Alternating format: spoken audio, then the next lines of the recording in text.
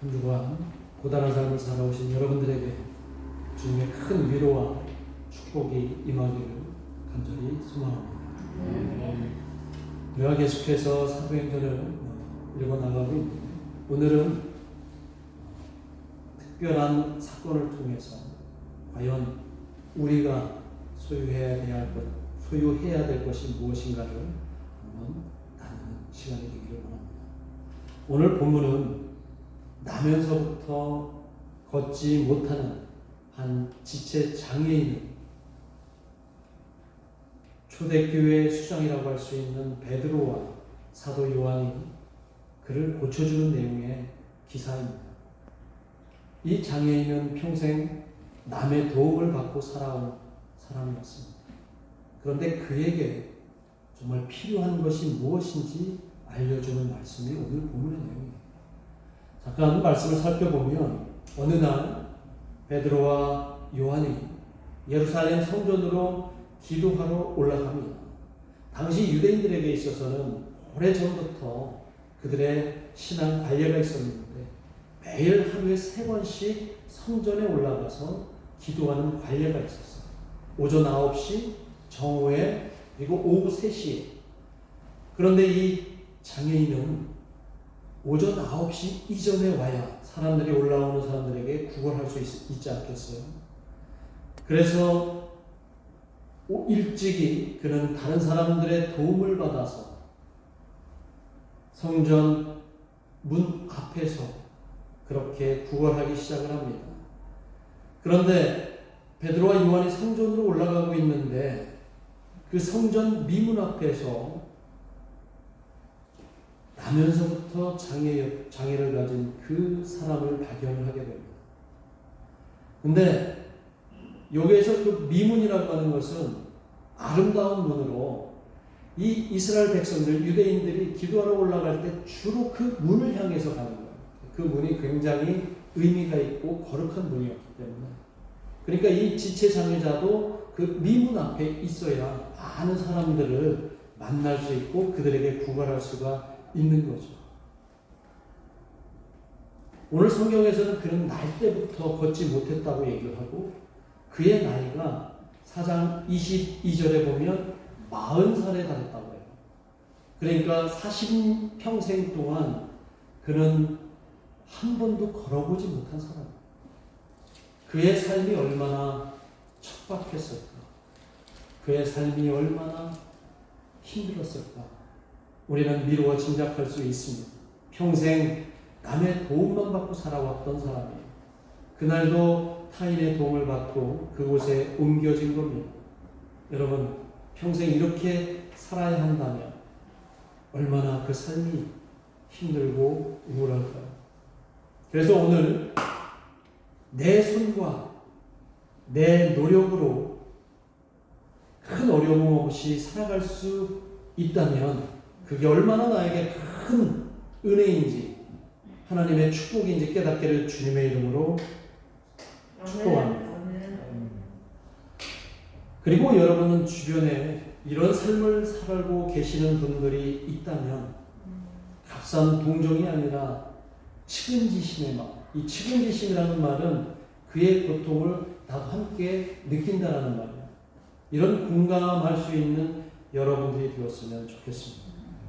평생 구걸의 삶을 살아왔던 그 장애인 앞에 오늘 본문에 보면 전혀 예상치 못한 일이 벌어지는데 이 베드로와 요한은 아마 평소처럼 성전 미문을 통과해서 기도하러 올라갔을 거예요.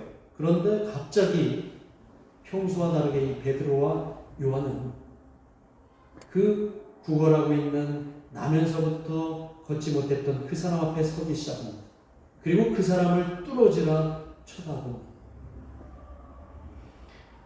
아마 이 베드로와 사도 요한은 그 사람을 바라보면서 그런 생각이 들었을 거예요. 자신들이 맨날 며칠을 이렇게 기도하러 올라갔는데 그 누구도 이 사람에게 관심을 보이지 않았다는 것을 아마 발견했을 겁니다. 그냥 이 사람은 모든 사람의 적선의 대상, 그냥 동냥하는 사람, 구걸하는 사람, 그 정도로만 보고 지나가면서 돈 몇 푼 던져주는 그런 사람으로만 그를 바라보았지는 않았습니다. 심지어 그 예루살렘 성전 안에 있는 성직자들조차도 그 사람을 그냥 적선의 대상으로 보지는 않았을까. 아마 이 베드로와 요한은 그 사실을 알고 특별하게 그에게 관심을 보이고 있는 듯합니다. 얼마나 그를 뚫어지게 쳐다보았는지 이 장애인은 민망할 정도로 그들을 바라봅니다. 그러면서 혹시 이들이 나를 쳐다보는 이유는 나에게 적선을 하려고 하는 것 같구나. 나에게 몇 푼의 돈을 쥐어주려고 하는 것 같이 이 사람은 기대를 합니다. 그런데 하지만 자신이 원하는 그런 적선 대신에 이 베드로가 이상한 말을 하는 것을 듣게 됩니다. 그 말씀이 바로 6절에 있는 말씀입니다. 자, 6절에 있는 말씀 한번 같이 읽어봅니다. 6절 말씀 시작. 베드로가 이르되 은과 금은 내게 없거니와 내게 있는 이것을 내게 주노니 나사렛 예수 그리스도의 이름으로 일어나 걸으라. 아멘. 오늘 이 본문 안에 말씀의 제목이 있어요. 내게 있는 이것. 아마 이 장애인은 이게 무슨 뚱딴지 같은 소리인가 그런 생각이 들지 않겠어요? 아마 속으로도 실망했을 거예요. 아니 그냥 돈 몇 푼 주고 가지. 이게 내가 이해할 수도 없는 말을 왜 굳이 여기서 할까? 그런데 그런 실망이 그에게 있었겠지만 잠시 후엔 엄청난 그의 변화를 그가 경험하게 됩니다. 베드로가 그의 오른손을 잡아서 일으켰더니 그의 발에 힘이 들어가기 시작합니다. 그리고 그는 스스로 일어나게 되었고 곧장 걷고 뛰기 시작을 합니다. 8절에 보면 여기에서 뛰어라고 하는 단어가 있어요. 뛰어. 이 뛰어라는 단어가 영어로 번역한 성경은 점핑이에요. 점핑. 그러니까 이 사람은 그냥 뛴 게 아니라 어떻게 뛴 거예요? 펄쩍펄쩍 막 공중에 막 치솟듯이 펄쩍펄쩍 점핑을 한 겁니다. 왜 안 그렇겠어요? 평생 동안 남의 도움만 받고 살아왔던 그가 이제 스스로 일어나서 걷게 되었어요. 얼마나 큰 감격입니까? 그리고 8절에 보면 그가 오죽하면 그 성전문을 걸어가면서 성전 안으로 걸어가면서 걷고 뛰기를 반복하면서 하나님을 찬송했을까? 아마 우리는 그 장애인이 그렇게 기뻐하며 껑충껑충 뛰는 그 모습을 우리는 공감해야 됩니다. 얼마나 그가 기쁠까? 40평생 동안 사람들은 그는 그저 구걸하는 사람, 남의 도움 없이는 살아갈 수 없는 사람, 본인 스스로도 나는 스스로 아무것도 할 수 없어. 남의 도움만 받아서 살아갈 수밖에 없어. 이렇게 우울한 삶을 살았던 그에게 누구 하나 자신의 손을 잡고 이렇게 세워서 걸으라고 얘기하지도 않고 그리고 자신을 예루살렘 성전 안에 기도 시간에 맞춰서 함께 데리고 가서 기도하는 사람도 심지어 예루살렘 성전 안에 열심히 거룩한 척하고 있는 그 성직자 누구도 그에게 와서 그의 손을 붙잡고 나와 함께 갑시다라고 해주지 않았던 그 장애인에게 이제 이 베드로와 사도 요한의 놀라운 능력을 통해서 스스로 일어나고 걷고 뛰고 심지어 기도하러 성전 안으로 갈 수 있었던 이 사람의 놀라운 기적은 하나님의 큰 축복임을 기억해요. 그는 단순히 일어났다는 거에 의미가 드는 게 아니라 예루살렘 성전 안으로 기도하러 들어갔다는 거예요. 성전 안에 들어갈 수 있는 자격이 그때 당시 유대교 안에 있었어요. 어떤 사람만 들어갈 수 있었을까요? 건강한 사람들. 이 사람은 이제 건강을 완전히 회복하고 전인격적으로 온전히 회복된 존재가 되었다는 의미를 오늘 우리가 확인할 수 있습니다. 이제 그는 앞으로 타인의 도움 없이 스스로 살아갈 수 있게 되었습니다. 자, 그렇다면 그가 그렇게 살아갈 수 있도록 무엇이 그렇게 가능케 했을까요? 베드로의 손일까요? 그의 오른팔을 잡은 베드로의 손일까요? 오늘 성경은 뭐라고 얘기를 하고 있습니까? 예수, 나사렛 예수 그리스도의 이름 때문이라고 얘기를 하고 있습니다. 나사렛 예수 그리스도의 그 능력으로 이 나면서 걷지 못하는 장애인이 일어설 수 있게 되었다는 거예요. 이 상황을 보면 마치 오래전에 이사야 선지자가 그가 상상한 그 일들이, 예언으로 상상한 그 일들이 실현된 것처럼 보입니다. 이사야서 35장 5절에서 6절에 있는 말씀을 보면 이미 오래전에 이 상황을 미리 상상이라도 한 것처럼 이사야 선지자가 이렇게 예언의 말씀을 기록했습니다. 한번 같이 읽어봅니다. 앞에 말씀 시작. 그때 맹인의 눈이 밝을 것이며 못 듣는 사람의 귀가 열릴 것이며 그때 저는 자는 사슴같이 뛸 것이며 말 못하는 자의 혀는 노래하리니 이는 광야에서 물이 솟겠고 사막에서 시내가 흐를 것입니다. 아멘. 여기에서 우리가 눈여겨볼 그 구절은 어떤 구절이에요? 저는 자는 뭐같이 뛸 것이다? 사슴같이 뛸 것이다. 이사야 선지자의 이 말씀은 장차 이 땅에 오실 메시아 그리스도가 이 땅에 오셔서 이 세상에 펼칠 그 능력을 예언한 말씀이 바로 이 말씀이에요. 바로 그분이 누구입니까? 우리는 그분이 누구라고 고백하고 있어요? 예수 그리스도이시라고 고백하고 있습니다. 따라서 예수 그리스도께서 이 땅에 하나님의 아들로 오셔서 이 땅의 모든 사람들을 구원하실 것으로 믿고 있는 그 사도들과 그 사도로부터 시작된 모든 교회에 바로 이 예수 그리스도 이름의 능력이 있다면 기적이 일어날 수 있을까요? 없을까요? 기적이 일어날 수 있다는 것을 오늘 우리에게 알려줍니다. 별로 동의 안 하시는 것 같아요. 얼굴 보면. 여러분은 예수 그리스도를 믿으시죠? 목소리가 굉장히 작은 거 보니까 좀 한 반만 믿는 것 같아요. 여러분이 예수 그리스도를 믿는다면 우리 교회 안에서도 이런 놀라운 기적, 이사야 선지자가 상상으로 예언했던 이 놀라운 능력들이 나타나는 줄 믿습니다.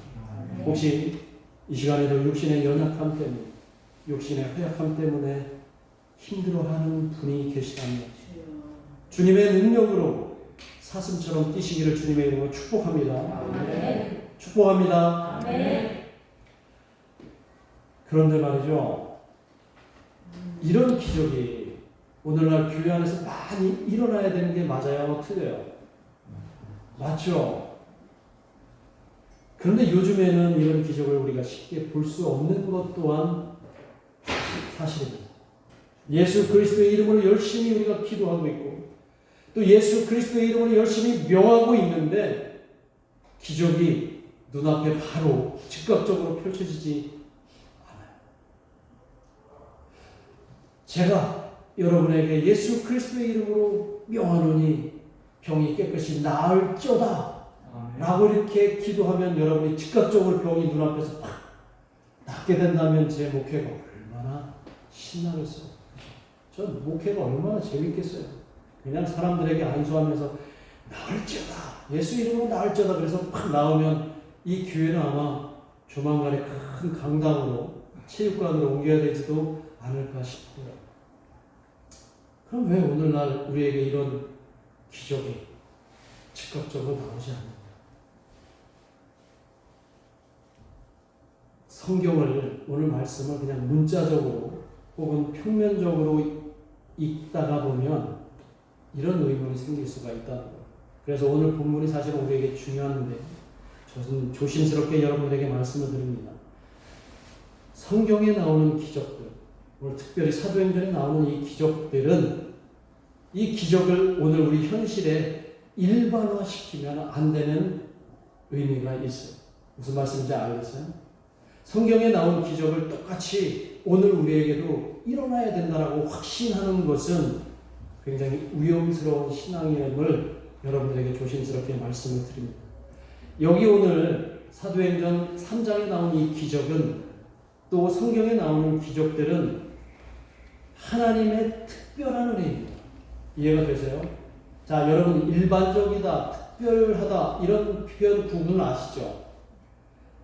하나님 성경에서 보여주시는 이 기적은 하나님이 특별히 하나님의 뜻이 있어서 그 기적을 통해서 하나님의 뜻을 나타내시기 위해서 행하시는 능력이라는 거예요. 그런데 이것을 보편적으로, 일반적으로 해서 내가 무조건 기도하면 하나님의 능력이, 기적이 일어날 것이다 라고 잘못 믿게 되면 이게 2단, 3단으로 빠지는 첩경이 된다. 오늘 우리가 성경을 읽을 때는 이 말씀이 우리에게 주시는 보편성의 말씀이 아니라 특별한 하나님의 은혜임을 여러분들이 생각을 해야 된다는 겁니다. 당시 사도행전 교회가 이제 막 시작됐어요. 베드로를 통해서, 사도를 통해서 하나님이 만드신 그리스도 공동체가 시작되었는데 그 주변은 온통 이 교회를 무너뜨리려고 하는 세력들밖에 없어요. 이때 하나님은 이 교회를 통해서 하나님이 이 그리스도 공동체와 함께 있다는 것을 드러내셔야 돼요. 그 드러내심의 한 방법이 기적을 통해서, 하나님의 특별한 은혜를 통해서 그렇게 나타나게 하시는 거예요. 여러분들은 하나님께서 뜻하신 바가 있어서 그 공동체나 그 사람에게 함께 하심을 드러내기 위해서 특별한 기적을 보여주시는 것임을 이해하면 됩니다. 물론 그렇다고 그러면 하나님의 기적은 없나요? 아니요, 있죠. 오늘날 우리가 이해할 수 없는 하나님의 놀라운 기적들은 있습니다. 하나님의 뜻이 있는 곳에, 그리고 하나님의 특별한 은혜가 필요한 곳에 하나님의 특별한 기적이 일어날 수 있다고 저는 믿습니다. 그리고 여러분도 그렇게 믿으셔야 되고요. 그러나 이런 특별한 은혜가 마치 보편적인 은혜로 여러분들이 잘못 오해를 하게 되면 늘 우리에게는 하나님께 기도하고 있어도 불만과 불평과 원망이 동시에 생겨날 수 있다는 거예요. 아니, 내가 이렇게 열심히 하나님께 기도하는데, 내가 이렇게 열심히 예수님의 이름으로 하나님께 기적을 구하는데 왜 하나님은 나에게 기적을 주시지 않을까? 하나님이 원망스럽다. 하나님이 혹시 계시지 않는 건가? 하나님이 왜 나를 이렇게 미워하시는가? 이렇게 생각하는 것 자체가 하나님을 제대로 이해하지 못하기 때문에 나온다는 거예요. 만약에 내가 이렇게 기도해서 왜 기적이 일어나는가, 일어나지 않는가라고 하나님을 원망하고 따질 때 그 기도는, 그 의지는 누구의 의지예요? 하나님의 의지입니까? 나의 의지일까요? 나의 의지예요. 내 의지에 따라서 하나님께 뭔가 기적을 요구하고 있는데 하나님이 들어주시지 않았다고 하나님을 원망하는 건 아니죠. 여러분, 우리에게 기적을 주시고 은혜를 베푸시는 것은 하나님이 우리에게 주시는 뭐예요? 뭐라고 얘기를 합니까? 제가 선물이라고 얘기해요. 선물. 자, 선물은 나의 의지와 상관없이 내가 받게 되는 건 아니에요.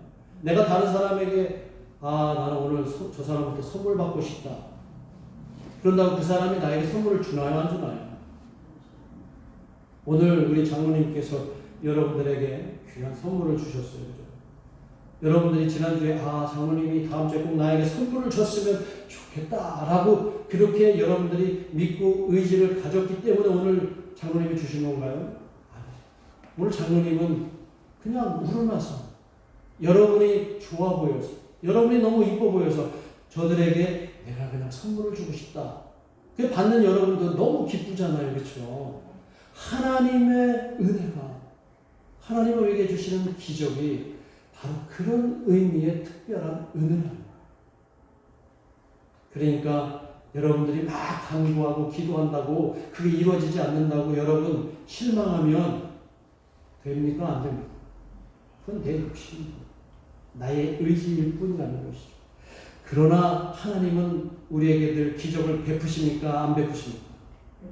베푸시죠. 오늘 아침에 여러분 눈 뜨셨을 때 어떤 분은 눈 뜨지 못하고 그냥 계속 주무시는 분이 계실 거예요. 그런데 우리는 다시 우리의 육신의 건강함으로 인해서 눈을 뜨게 되고 이 아름다운 자연, 가을의 정취를 만끽할 수 있는 것 이 자체가 저는 기적이라고 생각합니다. 기적이 아니고 뭐예요? 우리 뇌의 그 실핏줄, 눈에 보이지 않는 실핏줄 하나만 터져도 우리는 제대로 살 수 없는 그런 아주 연약한 존재인데, 우리가 오늘 또 새 하늘을 맞이하고 또 이렇게 새 땅을 밟을 수 있는 것조차가 은혜이며 기적임을 여러분들이 깨닫게 된다면, 하나님의 기적은 너무나 다양하게 우리 삶 속에서 일어나는 줄 믿습니다. 하나님의 기적은 그래서 다양성을 갖고 있는 거예요. 눈앞에 낫는 병, 이런 기적은 1차원적인 기적이고, 하나님의 기적은 다차원적인 기적인 거예요. 우리 삶 가운데 여러 종류의 어떤 그런 기적으로 나타날 수 있는 거예요. 초자연적인 기적에서부터 내 삶을 통해서 구체적으로 나타날 수도 있는 거예요. 그 예로 여러분, 요즘 몸에 중대한 병이 생기면 어디를 가야 합니까? 우리가 골방으로 가서 기도하셔야 됩니까? 어디로 가야 됩니까? 병원에 가지 않습니까? 병원에 가서 누구에게 치료를 받아요? 의사에게 치료를 받아요. 하나님은 그 의사를 통해서 기적을 베푸시는 줄 믿습니다. 그래서 우리는 병원에 가는 걸 주저할 필요가 없어요. 어떤 분들은 병원 안 가고 기도만 하더라고요. 기도만. 기적을 지금 나에게 베풀어 달라고 기적만 하는데, 그 기적은 아까도 얘기했지만 내가 원하는 기적이에요. 내 의지에 따른 기적의 요구를 수밖에 없다는 겁니다. 하나님은 그렇게 우리에게 다가오시지 않아요. 하나님의 기적은 수시로 내 삶에서 하나님 당신의 뜻을 따라서 일어나는 줄 믿습니다. 그래서 하나님의 기적을 믿지 않는 것은 인간의 어리석음이고, 또한 기적만 바라는 것도 인간의 어리석음이라고 하는 그런 말이 있어요. 이해가 잘 되시죠? 기적을 믿지 않는 것은 인간의 어리석음이고, 또한 기적만 믿는 것도 우리의 어리석음인 것을 여러분들이 기억하시고 신앙생활하시기 바랍니다. 오늘 본문의 또 내용을 보면 베드로와 요한이 이제 그 날 때부터 걷지 못하는 지체 장애인에게 은과 금 대신에 무엇을 주었습니까? 은과 금 대신에 무엇을 주었어요? 내게 있는 무엇을 주었어요? 같이 아까 분명히 얘기했는데 금방 제가 또 얘기해달라고 그러시는 거죠? 나사렛 예수 그리스도의 이름이에요. 여기서 나사렛은 특별한 의미가 있지만 예수 그리스도의 이름, 그 이름에 사실은 더 주목해야 합니다. 왜 하필이면 그냥 예수 그리스도라고 하면 되는데 왜 이름을 붙였을까? 고대인들은 그 이름에 항상 특별한 힘이 있다고 그들은 믿었어요. 그래서 그들은 신 중에서도 이름이 중요했어요. 그 이름, 신의 이름이 없으면 신이라고 믿지도 않았어요. 그랬던 그들에게 이 초대교회가 예수님을 소개하기 위해서는 예수님의 이름이 중요했던 거예요. 이 이름이 그들에게 알려져야 그들이 그 예수 그리스도가 하나님의 아들 되심을 알게 된다는 거죠. 베드로는 예수님이 하나님의 아들이시며 이 세상을 구원하실 분이라는 것을 이미 경험했습니다. 알고 있습니다. 그렇다면 그 이름에 하나님의 능력이 있음을 이 베드로가 확신하는 거죠. 그래서 그 능력에 힘입어, 이름의 능력에 힘입어 그를 고쳤던 거예요. 예수 그리스도의 이름에 그렇다면 기적이 있는 걸까요? 여러분에게 묻겠습니다. 예수 그리스도의 이름에 기적이 있을까요? 아니면 뭐의 기적이 있을까요? 여기서 말하는 그 이름은 아까도 제가 말씀드렸지만 고대인들이 이름에 그렇게 중요하게 여기니까 베드로는 그들의 문화적인 것을 이용했지만 사실은 예수 그리스도의 이름 안에 예수 그리스도의 온전함을 담겨져 있는 거예요. 거기는 예수 그리스도의 사랑이 담겨 있고 예수 그리스도의 능력이 담겨 있고 베드로가 그에게 예수 그리스도의 이름을 준다는 의미는 그에게 새로운 이름을 소개하는 것 이상입니다. 그에게 새로운 신을 보여주는 거고 바로 이 우주 만물의 주인이 바로 예수 그리스도임을 알려주는 의미가 바로 그 의미입니다. 그동안에 유대인들이 이방신들을 섬길 때 그 바알이나 이방신의 이름이 아니라 예수 그리스도의 이름으로 이제 너는 다시 일어설 것을 그에게 보여주시는 거예요. 예수 그리스도의 이름에 그를 맡길 때 혹은 나를 맡길 때 능력이 나타나는 것이라는 거죠. 베드로는 알고 있었습니다. 그래서 자기에게 있는, 나에게 있는 그 예수 그리스도, 나에게 있는 그 예수 그리스도의 이름을 내가 은과 금이 아니라 너에게 주겠다라고 얘기를 했더니 오늘 본문에서 나면서부터 사실 평생 동안 그 누구도 그 어떤 신도 그를 일으켜 주지 못했지만 베드로가 그에게 있던 예수 그리스도의 이름은 그를 일으켰다는 놀라운 사건을 우리에게 알려준, 그리고 그를 새롭게 만드셨습니다. 그 이름의 능력이 오늘 저와 여러분에게도 있기를 주님의 이름으로 축복합니다. 오늘 본문에 그 고침받은 장애인의 이름이 나옵니까? 안 나옵니까? 보세요. 이름이 누군지 나오나요? 안 나오나요? 이름이 안 나오죠. 아마 복음서에 보면 예수님이 고쳐준 사람들이 많이 나오잖아요. 그들의 이름이 나옵니까? 안 나옵니까? 나와요? 누가 나오죠? 대표적으로 그 중풍병자 이름이 나왔습니까? 안 나왔어요? 대부분 거의 이름이 안 나와요. 그 얘기는 뭐냐면 성경에서 그 기적을 일으킬 때 그 대상은 특정인이 아니라 불특정 다수인을 알리기 위해서 아마 이름을 소개하지 않아요. 성경은 어느 특정인만을 위한 기적이 아님을 보여주는 거예요. 그렇다면 오늘 저와 여러분도 그 기적의 대상임을 믿으시기를 바랍니다. 여러분들 예수 그리스도의 이름 안에서 여러분이 기적을 경험할 수 있게 됩니다. 육신의 기적, 육신의 아픔을 낫는 기적뿐만 아니라 이제 정신적인 장애나 아니면 영적인 장애를 앓고 있는 분들도 예수 그리스도의 이름으로 일어날 수 있고 걷게 되고 뛸 수 있고 새로운 존재가 될 수 있습니다.